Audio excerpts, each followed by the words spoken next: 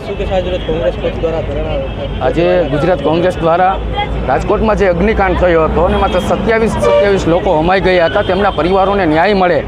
અને જે દોષિતોને સજા મળે તે અર્થે અમે કોંગ્રેસ દ્વારા જિગ્નેશભાઈ મેવાણીની આગેવાનીમાં કોંગ્રેસ દ્વારા 72 કલાકના પ્રતિક ધરણા ઉપવાસનું આંદોલનનું આયોજન કર્યું છે. ક્યાંક ને ક્યાંક 27 જેટલા પરિવારનો માળા વિખાયા, તેમ છતાં સરકાર તપાસ કમિટીના નાટક રચી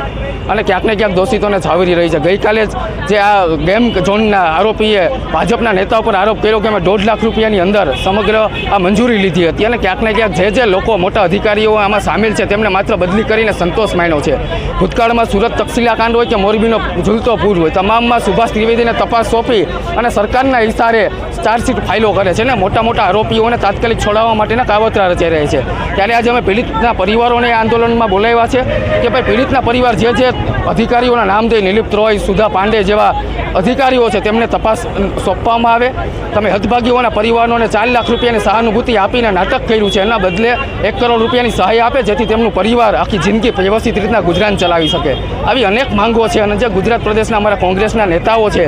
એ પરિવારોના આ દુઃખના સમયે એના પડખે ઊભી અને ભવિષ્યમાં ઘટનાઓ ન બને, જે જવાબદારો છે તે જેલમાં જાય, તપાસ વ્યવસ્થિત થાય, ચાર્જશીટ સારી ફાઇલ થાય, આરોપીઓ જેલમાં લાંબા ટાઈમ સુધી રહે અને જે 27 પરિવારોના માળા વિખાયા તેમને ન્યાય મળે તે અર્થે અમે 72 કલાકના ઉપવાસ આંદોલન કર્યા છે. આજે અમારો પ્રથમ દિવસ છે અને આવનારા દિવસોમાં પ્રદેશ પ્રમુખથી માંડી અને પ્રદેશના અને નેશનલ હાઈકમાન્ડના અને સામાજિક આગેવાનો આમાં જોડાવાના છે.